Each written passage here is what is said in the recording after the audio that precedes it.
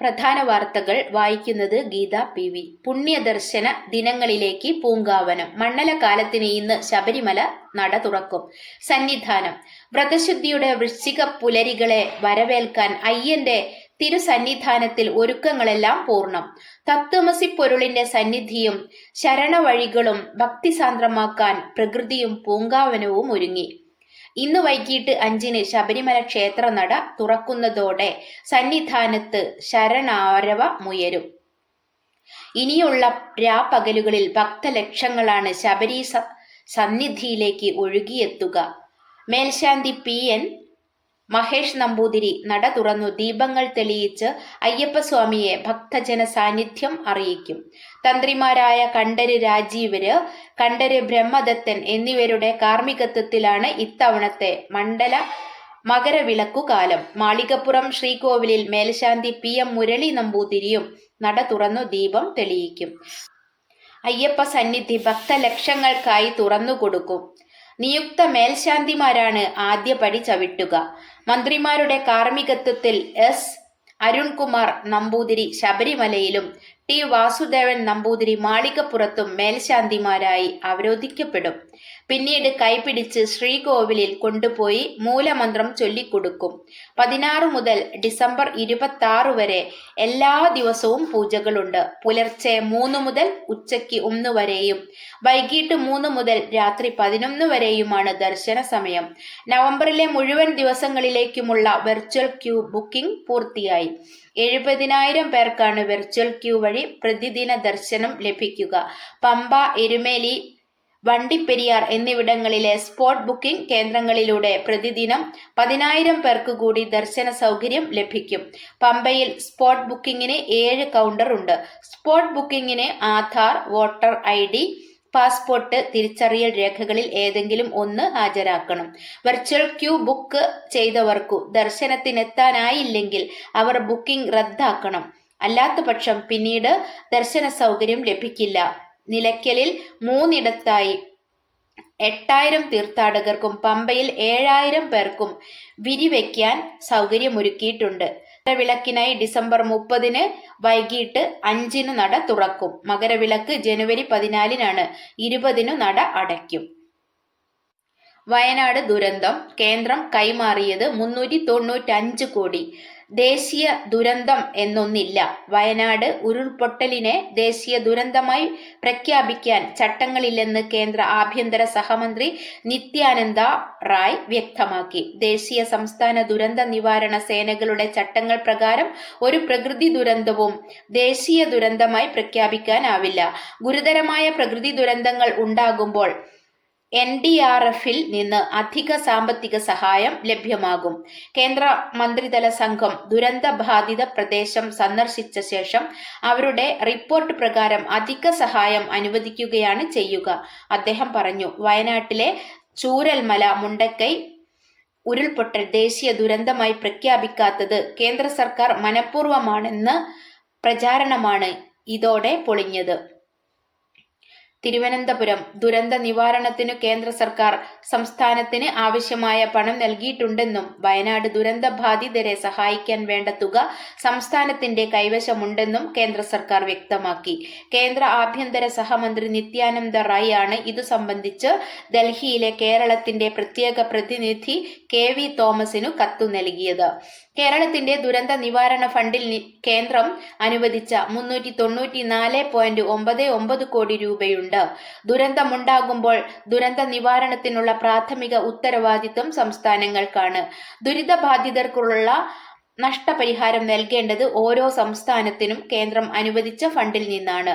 2024-25 സംസ്ഥാന ദുരന്ത നിവാരണ ഫണ്ട് കേന്ദ്രം കേരളത്തിന് കൊടുത്തിട്ടുണ്ട്. 388 കോടി. 291.20 കോടി കേന്ദ്ര വിഹിതം, 96.80 കോടി സംസ്ഥാന വിഹിതം നടപ്പ് സാമ്പത്തിക വർഷം കേരളത്തിന് നൽകി. ഇതിനു പുറമെ കേന്ദ്രം മുൻകൂറായി 145 കോടിയും നൽകി. സംസ്ഥാനത്തിന്റെ പക്കൽ ദുരന്ത നിവാരണ ഫണ്ടിലെ നീക്കിയിരിപ്പായി 394.99 കോടി രൂപയുണ്ടെന്ന് കേരളത്തിന്റെ അക്കൗണ്ടന്റ് ജനറൽ കേന്ദ്രത്തെ അറിയിച്ചിട്ടുണ്ട്. മുണ്ടക്കൈ ചൂരൽമല ഉരുൾപൊട്ടൽ ദേശീയ ദുരന്തമായി പ്രഖ്യാപിക്കണമെന്നാവശ്യപ്പെട്ട് സംസ്ഥാന സർക്കാർ KV തോമസ് വഴി പ്രധാനമന്ത്രിക്ക് നൽകിയ നിവേദനത്തിനുള്ള മറുപടിയിലാണ് കേന്ദ്രം കണക്കു വ്യക്തമാക്കിയത്. ഡൊമിനിക്കൻ പരമോന്നത പുരസ്കാരം മോദിക്ക്. ന്യൂഡൽഹി. കരീബിയൻ രാജ്യമായ ഡൊമിനിക്കയുടെ പരമോന്നത ദേശീയ പുരസ്കാരം പ്രധാനമന്ത്രി നരേന്ദ്രമോദിക്ക്. The Dominica award of honour പുരസ്കാരമാണ് മോദിക്ക് സമ്മാനിക്കുന്നതെന്ന് ഡൊമിനിക്കൻ പ്രധാനമന്ത്രി റൂസ്വെൽട്ട് സ്കെറിച്ച് അറിയിച്ചു. ഗയാന ജോർജ് ടൗണിലെ ഭാരത കരീബിയൻ ഉച്ചകോടിക്കെത്തുന്ന പ്രധാനമന്ത്രി മോദിക്ക് ഡൊമിനിക്കൻ പ്രസിഡന്റ് സിൽവാനി ബെൽട്ടൺ പുരസ്കാരം സമ്മാനിക്കും. കോവിഡ് പ്രതിസന്ധിക്കാലത്ത് ഡൊമിനിക്കയിലെ ജനങ്ങൾക്കു നൽകിയ മെഡിക്കൽ സഹായങ്ങൾ കണക്കിലെടുത്താണ് പുരസ്കാരം. 70,000 ഡോസ് കോവിഡ് വാക്സിനുകൾ ഭാരതം ഡൊമിനിക്കയ്ക്കു നൽകിയിരുന്നു. ആരോഗ്യ, വിദ്യാഭ്യാസ, IT മേഖലകളിൽ ഭാരതം ഡൊമിനിക്കയെ സഹായിക്കുന്നുണ്ട്. അർവിന്ദർ സിംഗ് സാഹ്നി ഇന്ത്യൻ ഓയിൽ ചെയർമാനായി ചുമതലയേറ്റു. New Delhi. Arvinder Singh Sahni Indian oil corporation limited ചെയർമാനായി ചുമതലയേറ്റു. കാൺപൂരിലെ HBPTIയിൽ കെമിക്കൽ എഞ്ചിനീയറായി ഔദ്യോഗിക ജീവിതം ആരംഭിച്ച അദ്ദേഹം 1993 ഇന്ത്യൻ ഓയിലിന്റെ ഭാഗമായത്. ഈ കാലയളവിൽ റിഫൈനറി ഓപ്പറേഷൻസ്, സാങ്കേതിക സഹായം, ആരോഗ്യം, സുരക്ഷ, പരിസ്ഥിതി, പെട്രോ കെമിക്കൽസ് തുടങ്ങിയ രംഗങ്ങളിലെ സുപ്രധാന ചുമതലകൾ വഹിച്ചു. നിലവിൽ ഇന്ത്യൻ ഓയിൽ പെട്രോ കെമിക്കൽ വെർട്ടിക്കലിന്റെ നേതൃസ്ഥാനം വഹിക്കുകയായിരുന്നു. രാജ്യത്ത് ഹരിതോർജ പദ്ധതികൾ കൊണ്ടുവരുന്നതിലും അദ്ദേഹം സുപ്രധാന സംഭാവനകൾ നൽകിയിട്ടുണ്ട്. വിവിഭ 2024 ഇന്ന് തുടക്കം. ഡോക്ടർ മോഹൻ ഭാഗവത് പങ്കെടുക്കും. ന്യൂഡൽഹി. യുവാക്കളിൽ ഗവേഷണ സംസ്കാരം പ്രോത്സാഹിപ്പിക്കുന്നതിനായി ഭാരതീയ ശിക്ഷൺ മണ്ഡൽ സംഘടിപ്പിക്കുന്ന വിഷൻ ഫോർ വികസിത് ഭാരത് വിവിഭ 2024 ത്രിദിന സമ്മേളനം ഇന്ന് ആരംഭിക്കും. ഹരിയാനയിലെ ഗുരുഗ്രാം SGD സർവകലാശാലയിൽ ആരംഭിക്കുന്ന സമ്മേളനം RSS Sarsanghchalak doctor Mohan Bhagwat ഉദ്ഘാടനം ചെയ്യുമെന്ന് youth united for vision and action യുവ കൺവീനർ കവീന്ദ്ര താളിയൻ അറിയിച്ചു. ഇതിനകം 1,00,000-ലധികം വിദ്യാർത്ഥികളിലേക്കും ഗവേഷകരിലേക്കും 1,00,000-ലധികം അധ്യാപകരിലേക്കും 10,000-ലേറെ വിദ്യാഭ്യാസ സ്ഥാപനങ്ങളിലേക്കും വിവിഭയുടെ സന്ദേശം എത്തിയിട്ടുണ്ടെന്ന് ഭാരതീയ ശിക്ഷൺ മണ്ഡൽ ദേശീയ അധ്യക്ഷൻ സച്ചിദാനന്ദ് ജോഷി മാധ്യമങ്ങളോട് പറഞ്ഞു. ഗവേഷണ പ്രബന്ധങ്ങൾ വിഷയ വിദഗ്ധരുടെ സമിതി വിലയിരുത്തി തെരഞ്ഞെടുക്കുന്നവ സമ്മേളനത്തിൽ അവതരിപ്പിക്കും. ഭാരത കേന്ദ്രീകൃതമായ ഗവേഷണ സംരംഭങ്ങൾ പ്രോത്സാഹിപ്പിക്കുകയും ഗവേഷണ പ്രവർത്തനങ്ങളുടെ ഗുണനിലവാരം ഉയർത്തുകയും യുവാക്കൾക്കിടയിൽ പഠനം, എഴുത്ത്, ഗവേഷണം എന്നിവയിൽ പ്രതിഭ വളർത്തുകയുമാണ് വിവിഭ ലക്ഷ്യം വെക്കുന്നത്. റിസോഴ്സ് ജൻശക്തി അഭിയാൻ കേന്ദ്ര സംഘം ജില്ലയിലെത്തി. മലപ്പുറം. ജൽശക്തി അഭിയാൻ നടപ്പിലാക്കുന്ന വിവിധ പദ്ധതികൾ അവലോകനം ചെയ്യുന്നതിനായി കേന്ദ്ര സംഘം ജില്ലയിൽ സന്ദർശനം തുടങ്ങി. ആരോഗ്യ കുടുംബക്ഷേമ മന്ത്രാലയം ജോയിന്റ് സെക്രട്ടറിയും പദ്ധതിയുടെ കേന്ദ്ര നോഡൽ ഓഫീസറുമായ സൗരഭ് ജെയിൻ, കേന്ദ്ര ground water board scientist Bindu J Viju എന്നിവരാണ് സംഘത്തിലുള്ളത്. സന്ദർശനത്തിന്റെ ഭാഗമായി ജില്ലാ കളക്ടർ VR വിനോദിന്റെ അധ്യക്ഷതയിൽ കലക്ടറേറ്റിൽ ചേർന്ന യോഗത്തിൽ ജൽശക്തി അഭിയാനുമായി ബന്ധപ്പെട്ട പ്രവർത്തനങ്ങളുടെ പുരോഗതി വിലയിരുത്തി. ഹൈഡ്രോ ജിയോളജിസ്റ്റ് ശ്രീജിത്ത് MP ജില്ലയിലെ ജലലഭ്യതയും ജലവിനിയോഗവും സംബന്ധിച്ച് വിശദീകരിച്ചു. Perinthalmanna sub collector Apoorva Tripathi, assistant collector VM Arya, ഭൂജല വകുപ്പ് district officer in charge Muhammad Kabeer Thekkedath, വിവിധ വകുപ്പുകളിലെ ജില്ലാതല ഉദ്യോഗസ്ഥർ എന്നിവർ യോഗത്തിൽ പങ്കെടുത്തു. ജില്ലയിലെ മികച്ച ജലസംരക്ഷണ മാതൃകകൾ നേരിട്ട് കണ്ട് വിലയിരുത്തിയ ശേഷം ഭൂജല വകുപ്പ് മലപ്പുറം ജില്ലാ ഓഫീസിൽ പ്രവർത്തിക്കുന്ന ജൽശക്തി കേന്ദ്രത്തിലും സംഘം സന്ദർശനം നടത്തും. ഉച്ചയ്ക്ക് 12-ന് ജില്ലാ കളക്ടറുടെ ചേംബറിൽ യോഗം ചേർന്ന് പദ്ധതിയുടെ അവലോകനം നടത്തും. G20 ഉച്ചകോടിക്കായി പ്രധാനമന്ത്രി ബ്രസീലിലേക്ക്. ന്യൂഡൽഹി. ത്രിരാഷ്ട്ര സന്ദർശനത്തിനായി പ്രധാനമന്ത്രി നരേന്ദ്രമോദി നാളെ യാത്ര തിരിക്കും.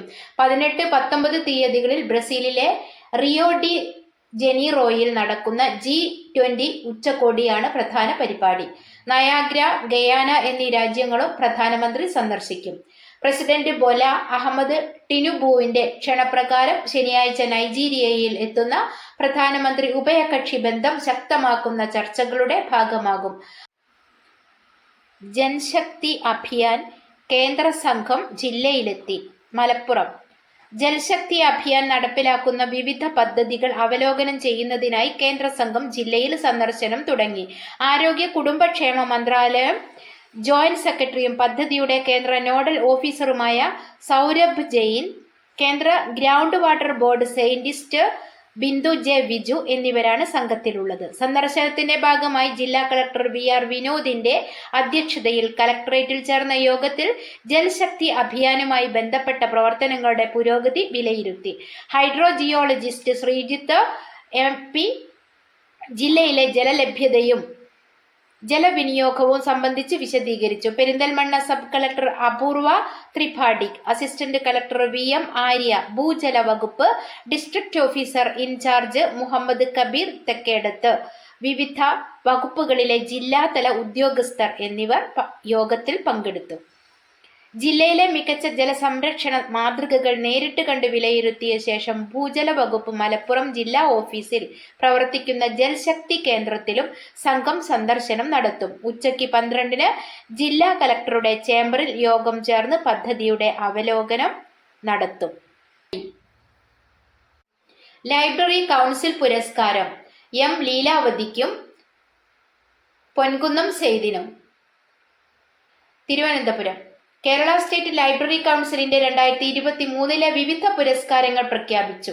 സാഹിത്യരംഗത്തെ സമഗ്ര സംഭാവനയ്ക്കുള്ള IV ദാസ് പുരസ്കാരത്തിന് പ്രൊഫസർ M ലീലാവതി തെരഞ്ഞെടുക്കപ്പെട്ടു. 1 ലക്ഷം രൂപയും പ്രശസ്തി പത്രവും വെങ്കല ശില്പവും അടങ്ങുന്നതാണ് പുരസ്കാരം. സംസ്ഥാനത്തെ ഏറ്റവും നല്ല ഗ്രന്ഥശാല പ്രവർത്തകനുള്ള 50,000 രൂപയും പ്രശസ്തി പത്രവും ശില്പവും അടങ്ങുന്ന PN പണിക്കർ പുരസ്കാരത്തിന് പൊൻകുന്നം സെയ്ദും തെരഞ്ഞെടുക്കപ്പെട്ടു. 50 വർഷം പിന്നിട്ട ഏറ്റവും മികച്ച ഗ്രന്ഥശാലയ്ക്കുള്ള EMS പുരസ്കാരത്തിന് കൊല്ലം കാട്ടാമ്പള്ളി സന്മാർഗദായിനി യുവജന ഗ്രന്ഥശാല അർഹമായി. പിന്നാക്ക പ്രദേശത്ത് ഏറ്റവും മികച്ച പ്രവർത്തനം നടത്തുന്ന ഗ്രന്ഥശാലയ്ക്കുള്ള പുരസ്കാരം വയനാട് കണ്ണങ്കോട് നവോദയ ഗ്രന്ഥശാല നേടി. മികച്ച സാംസ്കാരിക പ്രവർത്തനം നടത്തുന്ന ഗ്രന്ഥശാലയ്ക്കുള്ള സമാധാനം പരമേശ്വരൻ പുരസ്കാരം കാസർഗോഡ് ജില്ലയിലെ പൊള്ളാപ്പൊയിൽ ബാലകൈരളി ഗ്രന്ഥശാലയ്ക്കാണ്. കായികം പരമ്പര ഭദ്രമാക്കി ഭാരതം, ഇന്ന് ജയിച്ചാൽ പിടിച്ചടക്കാം.